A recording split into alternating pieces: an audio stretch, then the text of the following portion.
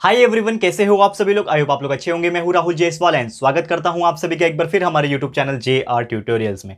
Friends, आज again आपके सामने एक मोस्ट इंपॉर्टेंट मैथमेटिक्स का लेक्चर वीडियो लेकर आ चुका हूं दोस्तों, जिसमें आज के दिन हम लोग पढ़ने वाले हैं हमारे 11th स्टैंडर्ड के स्टूडेंट्स के लिए मैथमेटिक्स सब्जेक्ट का जो पार्ट 1 होता है, उस पर्टिकुलर पार्ट का हम जो पहला चैप्टर ऑलरेडी हमने शुरुआत कर दी थी, जिसका नाम है एंगल एंड इट्स मेजरमेंट। तो आज हम इस चैप्टर का लेक्चर नंबर 5 आपके लिए लेकर आ गए हैं, जो कि अगेन एक बहुत ही ज्यादा इंपॉर्टेंट लेक्चर वीडियो होने वाला है। और दोस्तों यार, आपको मैं साथ ही में याद दिलाना चाहूंगा कि इसके अलावा भी आपको जो सब्जेक्ट्स है, जैसे फिजिक्स हो गया, केमिस्ट्री हो गया, इस दो सब्जेक्ट्स के कंटिन्यूअसली आपको वीडियोस मिल रहे होंगे। प्रदीप सर जो डेली अपलोड कर रहे हैं आपके लिए, तो आपको मिल रहा होगा। और साथ ही में हम आपके लिए मैथमेटिक्स का डेली अभी बना रहे हैं, बायोलॉजी के भी वीडियोस मिल रहे हैं आपको कंटिन्यूअसली, और आगे भी कंटिन्यूस मिलते रहेंगे। प्लेलिस्ट में भी बहुत सारे वीडियोस पहले से जो हमने बना के रखे, जो मैंने बना के रखे हैं, वो भी आपको पहले से ही मिल जाएगा। तो वो भी चेकआउट करते रहना आप लोग के कन्वीनियंस के लिए अच्छा रहेगा। बहुत सारे चैप्टर्स पहले से ही बने हुए हैं हर सब्जेक्ट्स के, ठीक है, चेकआउट कर लेना। आपके कोई कलीग्स होंगे, कोई छोटे भाई बहन होंगे, तो उनको बोल देना 7th एंड 9th 10th का पूरा पोर्शन हो चुका है। प्लेलिस्ट को चेकआउट करते रहना। JR टॉक्स नाम का, JR व्लॉग्स नाम का 2 हमारे चैनल है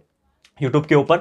JR टॉक्स आपको करियर गाइड्स करवाता है, ताकि आप लोग को पता चल जाए कि आगे आप क्या कर सकते हो। JR व्लॉग्स आपको व्लॉगिंग के लिए हेल्प हो सकता है, कि आपको अगर थोड़ा सा जानना है कि मेरे पर्सनल लाइफ में क्या होता है, या फिर व्लॉगिंग आपको अगर पसंद आता है, तो डेफिनेटली आप वो चीज़ फॉलो कर सकते हैं। और मोस्ट इंपॉर्टेंट चीज़ कि आप लोग अभी बड़े स्टूडेंट हो गए, यानी कि आप 11th स्टैंडर्ड में हो, तो ऑब्वियसली सोशल मीडिया आप यूज़ करते होंगे, तो मुझे इंस्टाग्राम पे जरूर से फॉलो कर लेना। लिंक आपको डिस्क्रिप्शन में मिल जाएगा, वहां पे आप सोशली मुझसे कनेक्ट हो सकते हो। बहुत इंपॉर्टेंट है आज के डेट में सोशली कनेक्ट होना, ताकि आपको कुछ इंपॉर्टेंट अपडेट्स या फिर कुछ भी चीज़ मेरे बारे में है, वहां पे आपको पता चलती रहेगी। तो please follow me on Instagram, link in the description box, ठीक है। चलिए शुरुआत करेंगे आज के इस वीडियो की। तो दोस्तों, अगर आपको याद होगा कि हमने लेक्चर नंबर 4 में, इसके पहले के लेक्चर में, एक्सरसाइज 1.1 की ऑलरेडी शुरुआत की थी, जो कि बहुत बड़ा एक्सरसाइज है। तो वो ऑलरेडी हमारा 2 लेक्चर से कंटिन्यूअस चल रहा है, क्योंकि मेरा जो पढ़ाने का जो तरीका है, वो मैं बहुत ज्यादा वीडियो बड़ा नहीं बनाता। हो सकता है कि मैं आपको रोज वीडियो बनाऊं। बहुत सारे लोग ऐसे मिलेंगे जो आपको हफ्ते में एक ही वीडियो देंगे, लेकिन वो पूरा 1.5 घंटे का वीडियो रहेगा, तो वो मजा नहीं आता है। लेकिन मैं आपको रेगुलरली पढ़ने की हैबिट दिलाना चाहता हूं। मेरा जो तरीका है पढ़ाने का, वो यही है कि आप रोज पढ़ो, 15 मिनट पढ़ो, 1 घंटा, आधा घंटा पढ़ो, लेकिन रोज पढ़ो। ये आपका ना एक हैबिचुअल होना चाहिए, रोज पढ़ने वाला। इसीलिए हम डेली आपके लिए वीडियोस अपलोड करते हैं। थोड़े छोटे होते हैं हमारे वीडियोस, लेकिन डेली होते हैं। और डेली जो चीज होती है ना, कंसिस्टेंसी जो होती है ना, वो ना सब चीज को पीछे छोड़ देता है। ये मेरी बात याद रखना, आप लोगों को पता चलेगा धीरे धीरे आगे जाके, ठीक है। तो चलिए शुरुआत करेंगे आज के इस वीडियो की, जो कि हम लोग को अगेन पढ़ना है एक्सरसाइज नंबर 1.1, जो हमारा चल रहा था, अभी खत्म नहीं हुआ है। और आज हम लोग 2 से 3 एग्जाम्पल ही कराऊंगा, छोटा ही लेक्चर लूंगा आज भी, 2 से 3 एग्जाम्पल कराऊंगा। और आज ये एक्सरसाइज 1.1 को खत्म करेंगे, क्योंकि और आगे के जो 2 है, 2-3 एग्जाम्पल, वो मैं आप लोग को होमवर्क दे दूंगा, ठीक है। तो आप लोग इसको कर लेना, कंप्लीट कर लेना, होमवर्क के तौर पे हो जाएगा। लेकिन जो मेन है, बेसिक चीजें है, वो मैं आपको बता दूंगा। तो हमारा जो क्वेश्चन नंबर चल रहा था, क्वेश्चन नंबर 8 तक ऑलरेडी हमने कंप्लीट कर दिया था। आज क्वेश्चन नंबर 9 है हमारा, इसकी शुरुआत करेंगे। तो 9, 10 और 11 ये 3 क्वेश्चंस आज मैं कराने वाला हूं। बहुत इंपॉर्टेंट है, अलग टाइप के हैं, हो सकता है इसमें से कुछ एग्जाम्स में पूछ सकता है, इसीलिए मैं पढ़ा रहा हूं। तो क्वेश्चन किस प्रकार है, इसमें पूछा है कि जो एंगल्स है, एक ट्राइंगल का दिया हुआ है यहां पे, ठीक है ना, the measure of angles in a triangle. एक ट्राइंगल है, ये ट्राइंगल समझ लो, सिंबल मैंने बनाया ट्राइंगल का।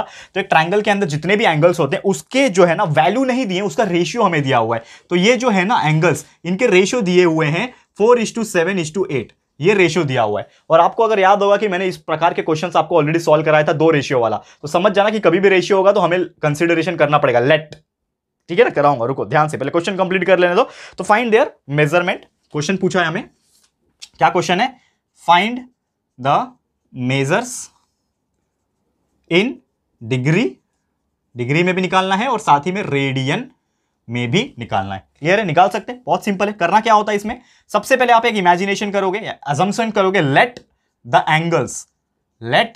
एंगल्स बी, कौन कौन से एंगल, रेशियो आपको दिया हुआ है 4:7:8, तो आपको सीधा ले लेना है साथ में x, जैसे मैंने बताया था, x ले लो, y ले लो, z ले लो, जो भी आपको अच्छा लगे, एक अल्फाबेट को ले लो। यानी कि एंगल्स क्या हो जाएंगे, पहला क्या है, 4 है ना, 4 रेशियो दिया हुआ, यानी कि 4x, पहला बन गया एंगल 4x, दूसरा एंगल क्या बनेगा 7x, तीसरा एंगल बन गया 8x। ये 3 एंगल आपने निकाल लिए, लेकिन ये वैल्यू नहीं निकला, ये आपने अजम्पशन किया है कि पहला जो एंगल होगा वो 4x होगा, दूसरा एंगल 7x होगा, तीसरा एंगल 8x होगा, ऐसा आपने मान लिया। अब हम एक्चुअल में सॉल्व करेंगे और निकालेंगे कि एग्जैक्टली कितना आता है एंगल का मेजरमेंट, ठीक है। तो सबसे पहले एक चीज पता है कि ये तीनों क्या है, एंगल्स है एक ट्रायंगल के, और एक हमें चीज पता है कि तीनों एंगल एक ट्रायंगल के अंदर अगर हम प्लस करेंगे तो वो 180 आता है। यानी कि जो पहला एंगल होगा 4x को प्लस करूंगा मैं दूसरे एंगल के साथ यानी 7x के साथ, प्लस करूंगा तीसरे एंगल के साथ यानी कि 8x के साथ, ये तीनों को प्लस करके कितना आएगा दोस्तों, 180 डिग्री आएगा। ये हमें पता है और ये हमने इसके पहले के लेक्चर्स में बहुत सारे एग्जांपल में देख लिया। The sum of all angles in any triangle is 180 degree. ऐसा आप एक स्टेटमेंट लिख सकते हो यहां पे अगर आपको लिखना है। मैंने नहीं लिखा क्योंकि आदत हो गई ना, बार बार लिखने की जरूरत नहीं, लेकिन आप लोग लिखोगे एग्जाम में, आप लोग हैबिट डालो, छोटी से छोटी चीजें अगर आप लिख रहे हो तो उसके ऊपर लिख लो पहले कि ये तीनों को प्लस करके 180 क्यों आया, बिकॉज वी नो दैट। ऐसा लिखो आप लोग, मैं नहीं लिख रहा हूं क्योंकि हैबिट हो गया और आप लोगों को भी पता है, लेकिन आप लोग लिखना एग्जाम में क्या लिखोगे, we know that the sum of all angles in any triangle is 180 degree. इसके लिए तीनों को प्लस करके 180 आया। अब तीनों को प्लस कर लो, 4 + 7 = 11, 11 + 8 इज नहीं, 4 + 7 11, कुछ गड़बड़ हो गया क्या, क्या गड़बड़ हुआ, 4 7 80 है ना, करेक्ट है। सॉरी माफ करना, मैंने बहुत गड़बड़ कर दिया, वही मैं सोचूं, देखो गड़बड़ किधर हो गया कि मैंने क्वेश्चन लिखने में थोड़ा सा गड़बड़ कर दिया, ठीक है ना। ये 3 है, माफ करना दोस्तों, मुझे हो जाती है यार, हम भी इंसान है, हो जाती है गलतियां, ठीक है। ये 3 है, ठीक है ना। जब मैंने प्लस करके देखा तो 19 आ रहा था, तो 19 से वो निकलेगा ही नहीं, आंसर ही रॉन्ग हो रहा था। देखो इससे मेरे को क्या पता चला कि कभी कभी हम इस मुकाम पे पहुंच जाते हैं कि हमको खुद रियलाइज हो जाता है कि क्वेश्चन गलत है। देखो समझ में आया, मैंने कुछ देखा भी नहीं था, ठीक है, लेकिन मुझे पता चल गया कि एक समथिंग गड़बड़ है, तो मैंने चेक किया तो देखा 3 है, वहां पे मैंने गलती से 4 लिखा हुआ है, तो ये कितना है, 3 है, ठीक है, 3x है। अब प्लस कर देखो, 3 + 7 10, 10 + 8 इज 18, तो ये बन जाएगा 18x = 180। यहां से आपका x का वैल्यू निकल जाएगा 118 / 18, तो आपका आ जाएगा x will be equal to 10। अगर 19 होता यहाँ पे, जो हमने 4 लिया था ना पहले, 19 होता तो कितना होता, 19 डिवाइड नहीं कर पाता इसको, तो हमारा आंसर गलत आ जाता, या फिर आता ही नहीं, मतलब पॉइंट में आता, तो इट इज इम्पॉसिबल, ऐसा होता। लेकिन हमने निकाल लिया x का वैल्यू 10। अब x का वैल्यू आपने 10 निकाल लिया, मतलब आ गया क्या आंसर, नहीं। अब आपको जाना है वापस से, तो पहला एंगल आपने क्या माना है, 3x। फर्स्ट एंगल जो आपने माना है, माफ करना, कितना माना है, 3x, तो कितना आ जाएगा, 3 × 10। क्यों 10 निकाला मैंने, क्योंकि x का वैल्यू 10 है, तो 3 × x यानी 3 × 10, तो कितना आ जाएगा, 30 डिग्री। तो पहला एंगल 30 डिग्री मिल गया। उसी प्रकार सेकंड एंगल निकाल लो। सेकंड एंगल कितना माना है आपने, 7x, तो 7 × x का वैल्यू 10 है, तो ये हो जाएगा 70 डिग्री। और तीसरा एंगल क्या माना है आपने, 8x, ठीक है, तो डाल दिया 8x यानी कि 8 × 10 = 80 डिग्री। तो आगे तीनों एंगल कौन कौन से, 30 degree, 70 degree and 80 degree. These are the 3 angles जो आपको पूछे थे, यही तो निकालने पूछा था, मेजर निकालो डिग्री में और रेडियन में। तो आप लोग के लिए होमवर्क में दे रहा हूं कि ये 3 जो चीज निकाले मैंने, तीनों एंगल जो निकाले हैं वो डिग्री में निकाले हैं, तो ये तीनों का आपको रेडियन में निकालना है। इतना तो कर लोगे यार, इतना ईजी है ये, क्योंकि रेडियन वाला मैंने बार बार बता दिया, ठीक है ना। तो आप लोग के लिए होमवर्क, छोटा सा होमवर्क, कि आप लोग ये तीनों एंगल्स जो मैंने डिग्री में निकाले हैं, इसको बस आपको रेडियन में कन्वर्ट करना है। कैसे करते हैं, मल्टीप्लाई बाय π/180, सिंपल। तो π/180 से ये तीनों को एक एक करके मल्टीप्लाई कर दो, आपका तीनों का रेडियन में भी निकल जाएगा, ठीक है। एग्जाम में ध्यान देना, क्वेश्चन में लास्ट में दिया रहेगा कि आपको डिग्री में निकालना है या फिर रेडियन में निकालना है। कभी कभी हो पूछ सकता है कि दोनों में निकालो, डिग्री में भी निकालो, रेडियन में भी निकालो, तो थोड़ा सा काम बढ़ जाएगा आपका। तो डिग्री में निकालने के बाद उसको रेडियन में कन्वर्ट कर लेना, ठीक है, बहुत अच्छी तरीके से। तो ये हो गया आपका पहला एग्जाम्पल, ठीक है। 30, 70 एंड 80 3 एंगल्स आ गए आपके, ठीक है। ये हो गया क्वेश्चन नंबर 9, आज का पहला एग्जांपल। अब हम बढ़ रहे हैं अगला क्वेश्चन की तरफ, यानी क्वेश्चन नंबर 10 की तरफ, और देखते हैं किस प्रकार का क्वेश्चन यहां पे पूछा हुआ है क्वेश्चन नंबर 10 में। आप लोग इसको नोटबुक में नोट डाउन कर सकते हो वीडियो को पॉज करके, या फिर इसको स्क्रीनशॉट ले सकते हो अगर आपको अच्छा लगेगा तो, ठीक है। आगे बढ़े क्वेश्चन नंबर 10 की तरफ, इसको रफ कर रहा हूं मैं।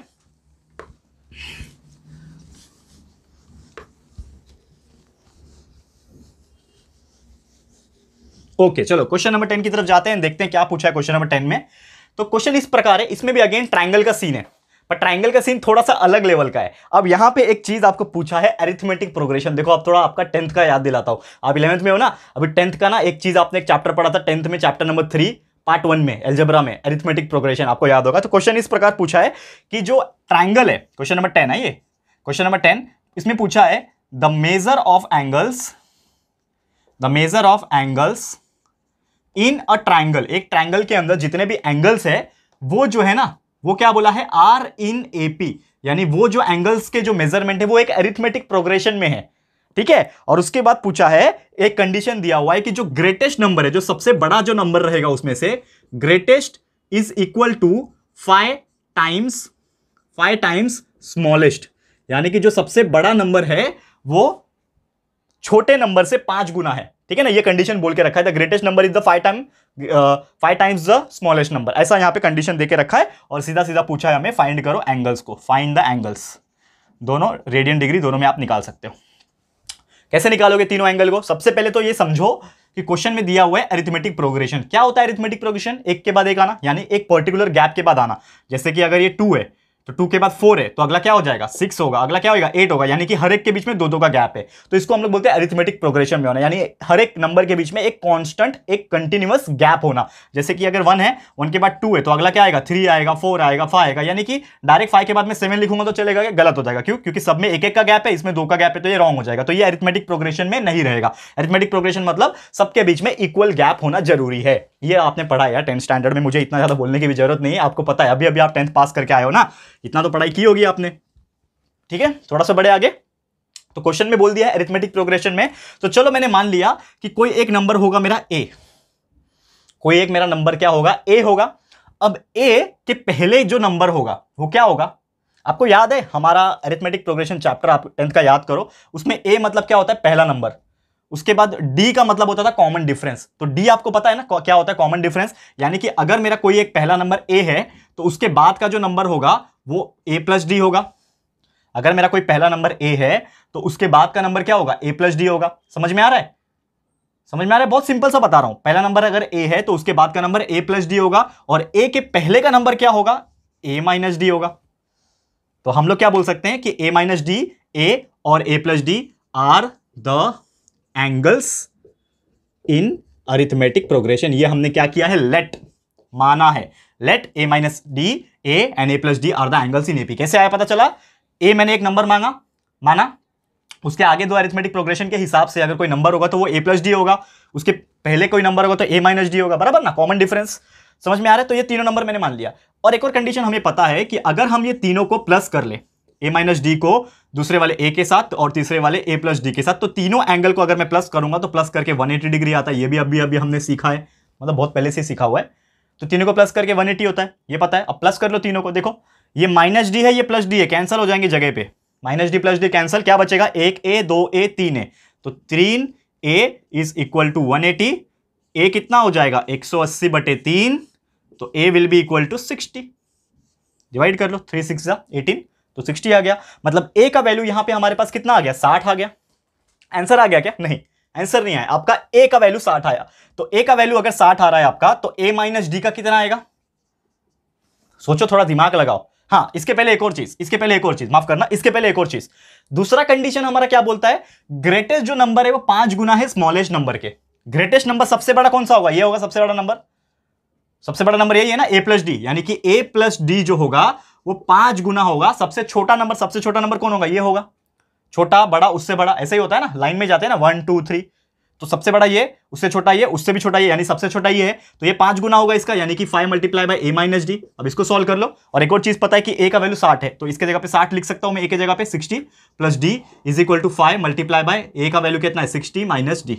अब इसको सॉल्व कर लेते हैं। 60 plus D is equal to 5 6 300 हो गया, ये 5 6 30, 300 माइनस 5d। ये 5d को इधर लेके आ जाऊंगा तो कितना हो जाएगा? ये 6d हो जाएगा। d plus 5d, 6d is equal to 300 minus 60 यानी 240। तो d का वैल्यू हो जाएगा 240 डिवाइड बाय 6, यानी d का वैल्यू आपको मिल गया 40। तो d का वैल्यू 40 मिल गया, a का वैल्यू 60 मिल गया। तीनों एंगल का निकाल सकते हैं। कैसे? यही है ना तीनों एंगल, पहला दूसरा तीसरा। तो पहला एंगल क्या है मेरा? a माइनस डी है। तो a माइनस डी मतलब 60 माइनस 40, 60 माइनस 40 कितना आ गया? पहला एंगल आ गया 20। दूसरा एंगल क्या? खुद a है, तो a का वैल्यू 60 है, तो दूसरा एंगल सीधा सीधा लिख दो। ये पहला एंगल ऐसा लिखो, फर्स्ट एंगल ये आ गया a minus D. Second angle direct पता है हमें, सेकेंड एंगल क्या है? a है, a का वैल्यू कितना है? 60 आ गया सेकेंड एंगल भी। अब थर्ड एंगल, तीसरा एंगल क्या है? हमने क्या माना तीसरा एंगल को? a plus D. तो a प्लस डी कितना है? a 60, d कितना है? 40, यानी 60 प्लस 40 कितना आएगा? 100। यानी पहला एंगल आ गया आपका 20 डिग्री, दूसरा 60 डिग्री और तीसरा आ गया 100 डिग्री। ये तीनों आ गए 20, 60 और 100, 20, 60 एंड 100। ये 3 एंगल है ये वाले जो हमने निकालने भूले थे। ये डिग्री में निकाल लिया। अगर आपको रेडियन में पूछेगा तो आप इसको रेडियन में भी कन्वर्ट कर सकते हो, पाई बाय 180 से मल्टीप्लाई करके। बहुत सिंपल है, क्लियर है? तो उम्मीद करता हूं कि आपको ये एग्जांपल भी बहुत अच्छी तरीके से समझ में आ गया होगा। कितना सिंपल, कितना स्वीट सा एग्जांपल है। और यार मैं तो दुआ करता हूं ऐसे एग्जांपल्स आपको एग्जाम में पूछे, ताकि आप लोग फुल मार्क्स आराम से अच्छे से निकाल सकते हो, है कि नहीं दोस्तों? क्लियर है? तो उम्मीद करता हूं कि ये एग्जांपल भी आपको बहुत ही अच्छी तरीके से समझ में आ गया होगा। इसको आप लोग नोटबुक में नोट डाउन कर सकते हो, या फिर स्क्रीनशॉट अगर लेना चाहो तो ले सकते हो, ठीक है? क्योंकि अभी मैं इसको रफ करने जा रहा हूं। चलते हैं आज के आखिरी एग्जांपल। ठीक है, आज के आखिरी एग्जांपल पे चलेंगे, क्वेश्चन नंबर 11 कराऊंगा और उसके बाद एक दो एग्जांपल बचे हैं, सिंपल है, वो आप लोग अपने होमवर्क में कर लेना। ठीक है, चलो क्वेश्चन नंबर 11 कराऊंगा आज, लास्ट एग्जांपल आज के लिए, ध्यान से देख लेना दोस्तों।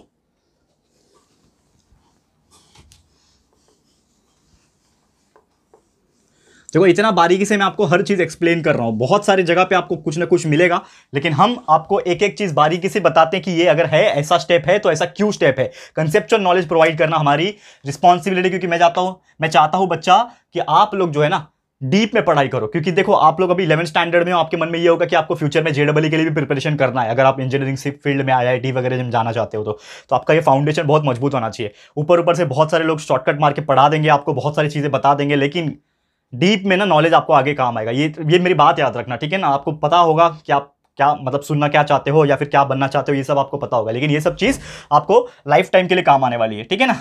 लास्ट क्वेश्चन आज का कराऊंगा दोस्तों, क्वेश्चन नंबर 11। ठीक है ना, कंटिन्यूस बोल बोल के मेरा गला दर्द करने लगा।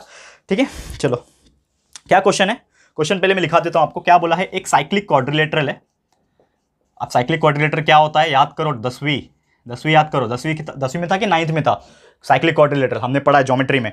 साइक्लिक क्वाड्रिलेटर में दो एडजेसेंट एंगल का वैल्यू दिया हुआ है।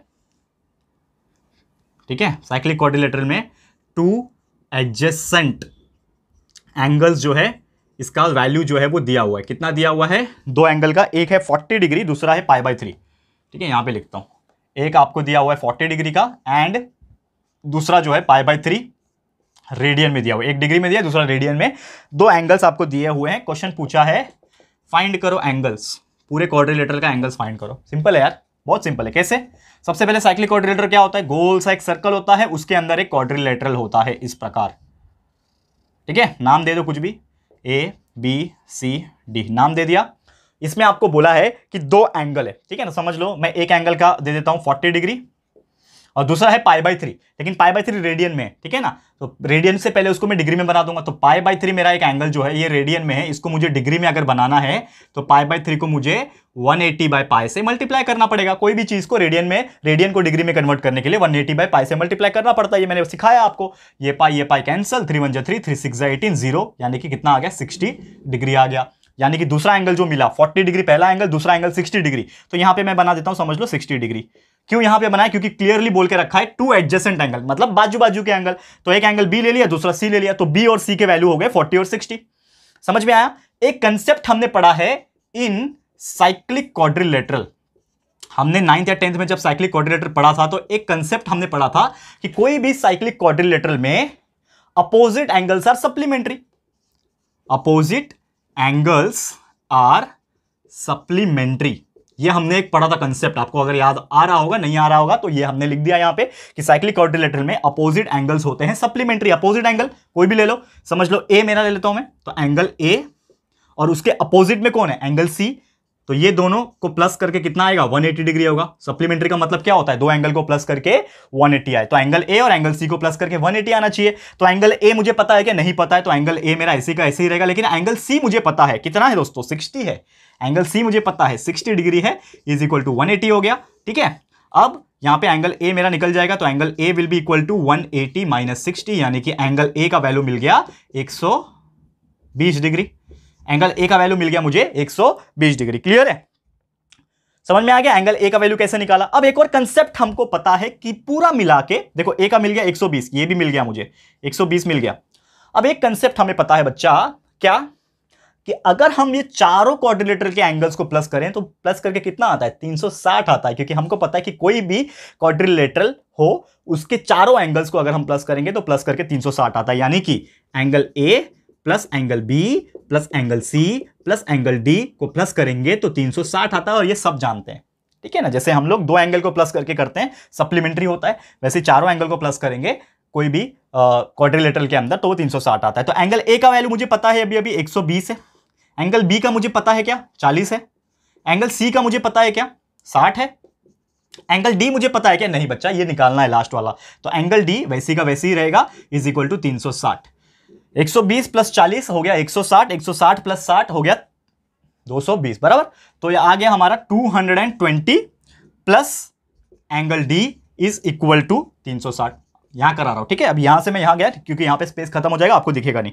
तो 120 ये हमने क्या किया, तीनों को प्लस कर किया, तीनों को प्लस करके कितना आ रहा है 220 आ रहा है, प्लस ये एंगल डी मुझे पता नहीं था, इज इक्वल टू 360। अब एंगल डी मुझे निकालना है, तो angle D will be equal to 360 minus 220 हो जाएगा, सिंपल सा। तो therefore angle D will be equal to 360 में से 220 गया तो कितना बचेगा, 140 बचेगा, और आ गया आपका आंसर। एंगल डी का वैल्यू भी आ गया 140। तो आपने इसी प्रकार चारों एंगल निकाल दिए। तो पूरे के पूरे एंगल्स पूछे ना यहाँ पे, कहां गया क्वेश्चन, फाइंड एंगल्स। तो एंगल्स मतलब चारों के, तो चारों एंगल क्या आ गए, सबसे पहला ए कितना आया 120, दूसरा कितना है 40, तीसरा कितना है 60, एंड चौथा आपने अभी भी निकाल लिया 140। तो ये टोटल 4 एंगल आपके आ गए, खत्म।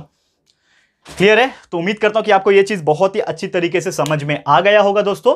तो इसी के साथ दोस्तों मैं आज का वीडियो समाप्त करूंगा, और आप लोग से एक रिक्वेस्ट ये करूंगा कि इसके आगे के 2-3 एग्जांपल बचे हुए हैं, छोटे छोटे हैं, सिंपल है, इसी प्रकार के हैं, तो वो आप लोग होमवर्क कर लेना, ठीक है। ये छोटा सा मैं आपके लिए टास्क दे रहा हूं। कुछ अगर प्रॉब्लम है, जेन्युइन प्रॉब्लम है, अगर नहीं समझ में आ रहा है, नहीं सॉल्व कर पा रहे हो, तो मुझे कॉमेंट कर देना, I will try to make some separate video, या फिर आपको मैं सोल्यूशन प्रोवाइड कर दूंगा। तो आपका रिमेनिंग एग्जांपल्स आपके लिए होमवर्क, और मैं डिक्लेयर करता हूं यहां पे कि हमारा जो प्रैक्टिस सेट या फिर एक्सरसाइज जिसको हम लोग बोलते हैं 1.1 यहां पे खत्म होता है। अगला लेक्चर मैथ्स का जब भी आएगा उसमें हम लोग एक्सरसाइज 1.2 की शुरुआत करेंगे, ठीक है। ओके, माफ करना, ठीक है। तो एक्सरसाइज 1.2 की शुरुआत करेंगे। तो इसी के साथ आज का वीडियो समाप्त होता है दोस्तों। ये वीडियो आपको कैसा लगा है प्लीज हमें कमेंट करके बताना, अपनी राय और सजेशन जरूर से देना। वीडियो पसंद आया है, अच्छा लगा है दोस्तों, तो प्लीज वीडियो को लाइक कीजिएगा, शेयर जरूर से कर देना यार, अपने सारे फ्रेंड्स एंड रिलेटिव्स दोस्तों को शेयर करो। बताओ कितना ईजी होता है मैथ्स। लोग खामखा डरते हैं, 11th स्टैंडर्ड में आने के बाद उनकी हवाएं उड़ जाती है, पता नहीं क्यों मैथ्स का नाम सुन के, लेकिन ट्रस्ट मी सबसे ईजी सब्जेक्ट मैथ्स है, अगर आप थोड़ा सा उसमें ध्यान लगाओगे और कंसेप्ट को क्लियर कर लोगे तो, ठीक है। तो शेयर कर देना, अपने सारे फ्रेंड्स को बताओ अच्छे से। साथ ही में चैनल को अभी तक सब्सक्राइब नहीं किया है, फर्स्ट टाइम आए हो तो फटाफट से चैनल को सब्सक्राइब कर देना, साथ में एक बेल आइकन होता है उसको प्रेस कर देना, ताकि फ्यूचर में हम कभी भी कोई वीडियोस को अपलोड करेंगे तो आप लोग को नोटिफिकेशन मिलती रहेगी, ठीक है फ्रेंड्स। तो मिलते हैं हमारे अगले वीडियो में। यह वीडियो देखने के लिए thank you and good bye.